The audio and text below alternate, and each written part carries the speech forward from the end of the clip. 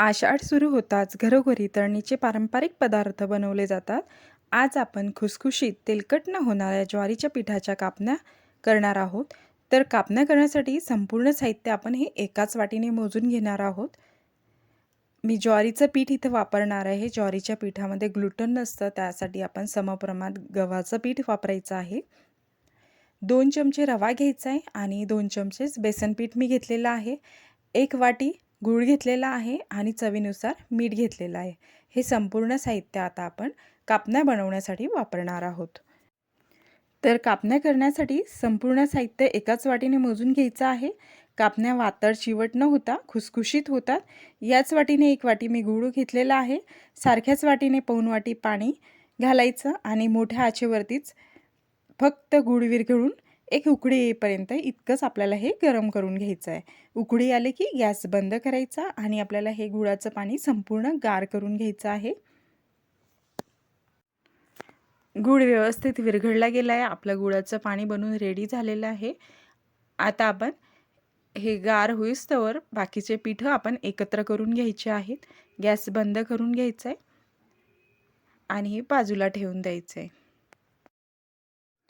पीठ मळण्यासाठी मी एक पातेलं घेतलं. ज्या वाटीने आपण गूळ पाणी मोजून घेतलं त्याच वाटीने 1 वाटी मी ज्वारीचं पीठ घेतलेलं आहे. ज्वारीच्या पिठामध्ये ग्लुटन नसतं. कापण्या व्यवस्थित तयार व्हाव्या सारख्याच वाटीने मी 1 वाटी समप्रमाणात गव्हाचं पीठ घालायचं. बऱ्याच जणांच्या गव्हाच्या पिठाच्या कापण्या वातळ चिवट होतात, कडक होतात.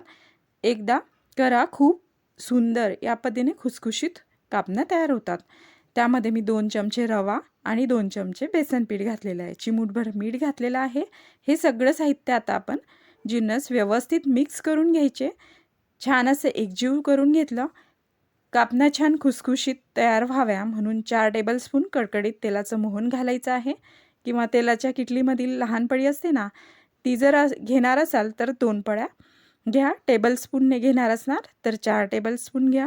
चांगलं गरम तेलाचं मोहन घालायचं आणि व्यवस्थित चमच्याच्या साहाय्याने आता आपण हे मिक्स करून घ्यायचं. कारण तेल खूप गरम असतं, हाताला चटका लागू नये यासाठी आधी चमच्याच्या साहाय्याने आपण व्यवस्थित हे मोहन पिठाला लावून घ्यायचं.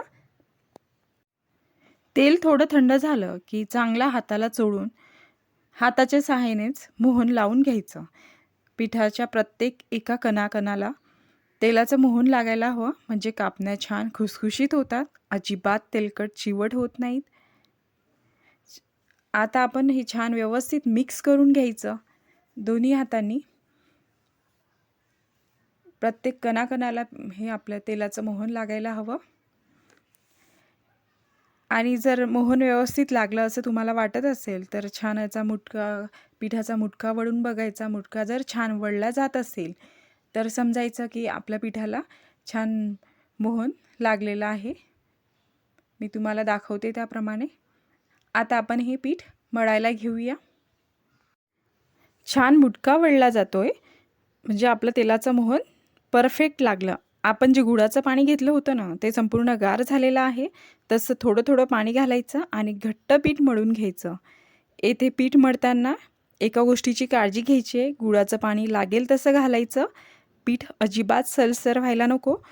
पीठ जर सैलसर झालं तर तुमच्या कापण्या व्यवस्थित होणार नाहीत, वातळ चिवट होऊ शकतात, तुम्हाला व्यवस्थित लाटताही येणार नाही.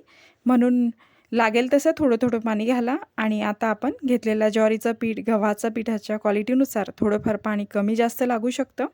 पिठाच्या क्वालिटीनुसार 2-3 चमचे पाणी तुमचं उरेलही किंवा कमी पडेल. तर जर कमी पडलं तर साधं थोडंसं पाणी तुम्ही घाला आणि पीठ असं परफेक्ट मळून घ्या. गोळी परफेक्ट होते. छान पुरीच्या पिठापेक्षा थोडंसं घट्ट हे मळायचं, खूप कोरडं ठेवू नका. छान गोळा मळून घेतला. माझं गुळाचं सर्व पाणी वापरलं गेलं. आता आपण 10 मिनटे बाजूला ठेवूया. 10 मिनटे पीठ मुरवून घेतलं. कापण्या करून घेऊया. याचे समप्रमाणात 4 गोळे करून घेतले. नेहमीच्या चपातीपेक्षा मोठा घ्यायचा. बाकीचे गोळे झाकून ठेवायचे म्हणजे ते कोरडे पडत नाही. कारण आपण पीठ घट्ट मळून घेतलेलं आहे. त्यामुळे आता हे एकसारखं पीठ करून घ्यायचं आहे.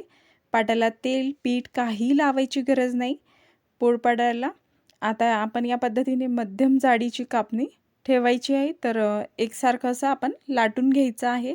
आधी हे पीठ व्यवस्थित एकसारखं करून घ्यायचं.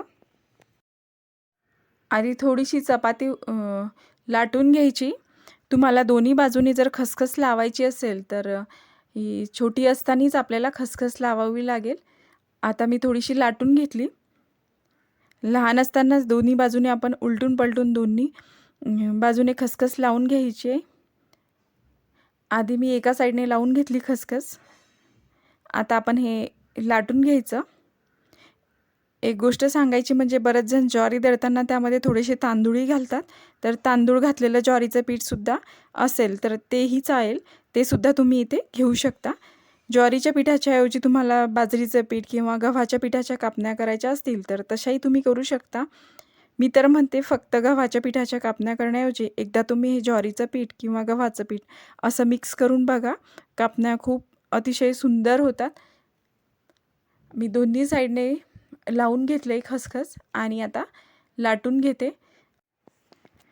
या पद्धतीने आपल्याला मध्यम जाडीची कापणी ठेवायची असते. एकावर एक 2 चपात्या ठेवल्या तर कितपत जाड होईल किंवा पुरी जाड असते त्या जाडीचंच. तर सुरुवातीला आपल्याला जिथे आता आपली खसखस लागलेली नाही आहे, कमी वाटते, तिथे मी खसखस लावून घेते आणि परत त्यावरती लाटणं फिरवून घेते. म्हणजे छान अशी आपली खसखस पेरली जाईल. आणि परत एकदा छान असं लाटून घ्यायचं. जर जिथं जाड वाटत असेल तिथं आपण परत लाटणं फिरवून घ्यायचं. म्हणजे व्यवस्थित आपली कापणी तयार होईल. ते चिवट वातड होणार नाही. छान अशी आपली खसखस पेरली गेली आहे. आता आपल्याला कापण्या कट करून घ्यायच्या आहेत. मी आता पिझ्झा कटरच्या मदतीनेच आवडेल तशा आपण कापण्या कट करून घ्यायच्या. पण कापण्या ज्या नेहमी असतात त्या डायमंड शेपमध्येच असतात किंवा काजू कतली असते त्या शेपमध्ये असतात. तर आपण तशाच कट करून घेऊया. एकसारख्या कापण्या होतात. अजिबात चिकटत नाहीत, लाटायला जड जात नाही. इतक्या प्रमाणात दाखवलेल्या प्रमाणात कापण्या करत असाल तर सगळ्या एकत्र करायच्या आणि मग तळायला घ्यायच्या. कशा जेणेकरून करपणार नाहीत, खुसखुशीत होतील तेही सांगते. तर कापण्यांची जाडी तुम्ही पाहिलीच मी कितपत ठेवलेली आहे. जेवढी आपण एकावर एक 2 चपाती ठेवले तर तेवढ्या जाडीची किंवा आपली पुरी जी लाटतो तेवढ्या जाडीची मी ही कापणी ठेवलेली आहे. ह्या पद्धतीने आता आपण हे संपूर्णच कापण्या एकत्र करून घ्यायच्या आणि नंतर ह्या एका ताटावरती काढून घ्यायच्या आहेत. संपूर्णच कापण्या माझ्या कट करून झाल्या. मी जाडी दाखवली आहे तेवढी जाडी ठेवायची.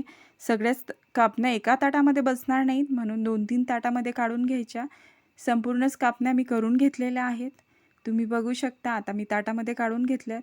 हे एकावरती टाकल्यामुळे चिकटतात, त्यामुळे हे चिकटू नये त्यासाठी आपण हे 2-3 ताटामध्ये काढून घ्यायचे आहेत.